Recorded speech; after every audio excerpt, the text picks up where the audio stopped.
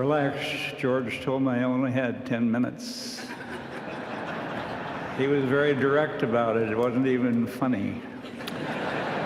Now, I first met my dear friend, George Bush, in 1962, when my father, Millard Simpson, was a member of the United States Senate, just elected. And I came back to Washington with Dad to settle on his new office, being vacated by one Senator Prescott Bush, George's father. Well, then we met again when my parents left Washington and sold their home to a brand spanking new congressman from Texas named George Herbert Walker Bush. So George and Barbara, Mom and Pop, did that sale on a handshake. Sound familiar? Then I came to the Senate in 1978, and soon after that, Ronald Reagan cornered me and asked me to support him for president. And I said I would, not knowing that my friend George would enter the fray. Hearing that, I called and I said, George, I want to tell you I'd love to help, but I already committed to Ronald Reagan. George's response? Well, Al, I'm sorry about that. I probably should have let you know sooner. And actually, a guy doesn't get very many calls from a friend who says they can't support him. Sound familiar? Of course it does. Because in George Bush's theme of life, during all the highs and lows, there was a simple credo. What would we do without family and friends? And when he became vice president, our friendship, our enjoyable friendship, was refreshed, and the four of us had many, many pleasant times together. Now, my life in Washington was rather tumultuous. I went from the A social list to the Z, and never came back to the A. In one dark period, I was feeling awful low, and all my wounds were self-inflicted, all of them. And George called me early one morning, always early in the morning, country music playing in the background, and he said, "Aha, I see the media is shooting you pretty full of holes." Actually, he said it a bit more pungently than that. And he said, "Why don't we go up to Camp David? You and Ann come over and we'll have a weekend together."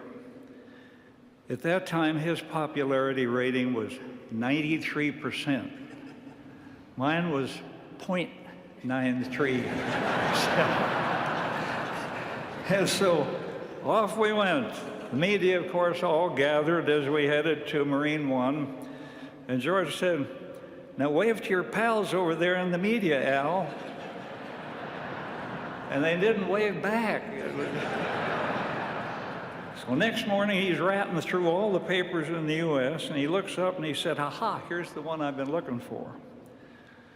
A picture of Barbara and Ann and George with his arm and hand on my back. And later we're having a sauna. And I said, "George, I am not unmindful as to what you are doing. You are propping up your old wounded duck pal. While you're at the top of your game, you reach out to me while I'm tangled in rich controversy and taking my lumps." And he said, "Yep." There were staff members, Al, who told me not to do this. But Al, this is about friendship and loyalty. Sound familiar? Well, we had an awful lot of fun, too. Always a delight to be in the president's box at the Kennedy Center, off to a play at the National Theater of the Warner with the Bushes. And outside of the president's box one evening, there was a massive 6-foot vase with an extraordinary glaze. I hope you know the difference between a vase and a vase. $35. Now, George walked up to it and he said, "Al, wait, I think that's Etruscan." I noticed that, he said, this blue-grayish glaze from that period, a clay that could only be found during that era. And I said, no, George. The patina there gives me the perception it was possibly older, perhaps of Greek origin, with that particular herbal paste before firing. Of course, people gathered around, mumbling about these expert observers. And Barbara and Ann finally came by and said, get out of here. Both of you, get back in that box. Well, we did. Well, it was impressive for a while. And then, of course, one night, the four of us went to see Michael Crawford, singing the songs of Andrew Lloyd Webber. All four of us were singing as we went back to the White House. Don't cry for me, Argentina.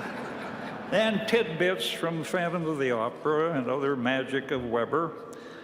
And a few days later, he's getting hammered by the press for some extraordinarily petty bit of trivia. And suddenly he sings out, don't cry for me, Argentina. The press then wrote that he was finally losing his marbles. Now, these honored guests, right here before us, who have held this noble post, know well of the slings and arrows of outrageous fortune. He was a class act from birth to death. He housed the strong sinews in mind and body gained from that extraordinary mother. We compared our mothers as velvet hammers, of course, and certainly most awesome fathers.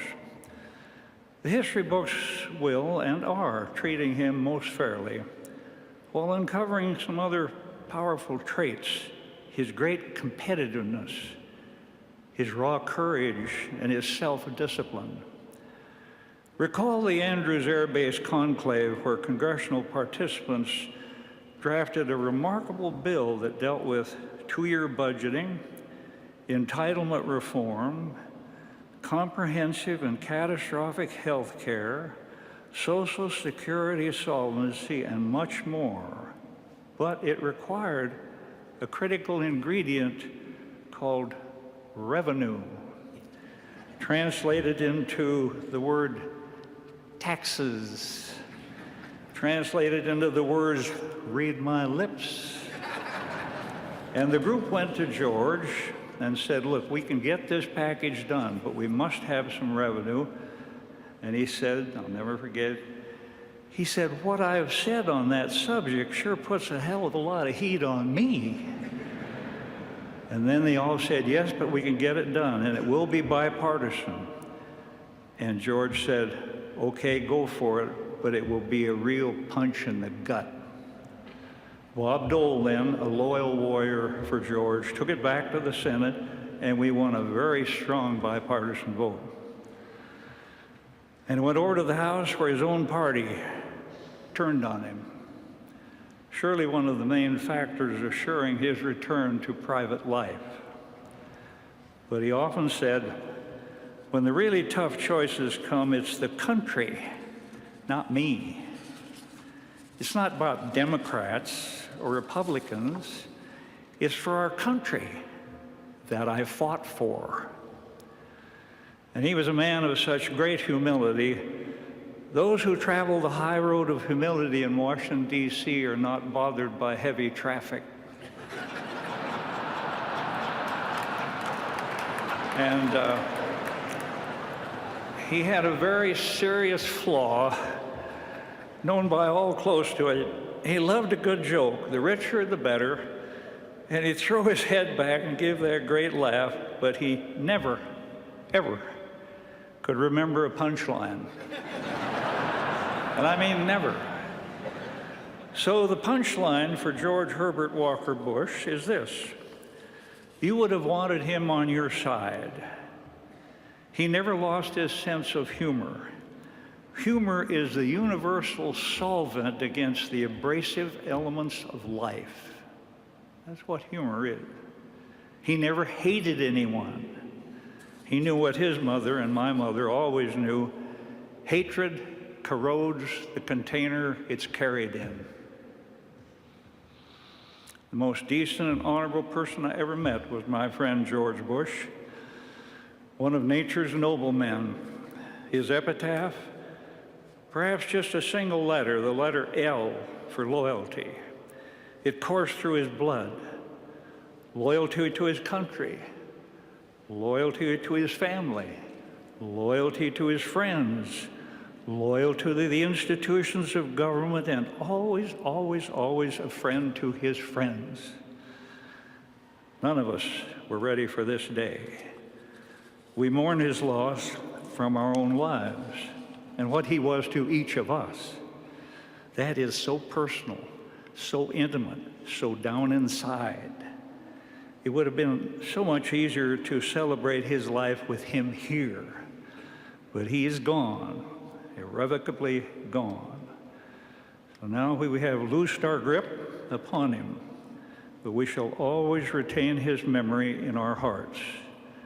God has come now to take him back.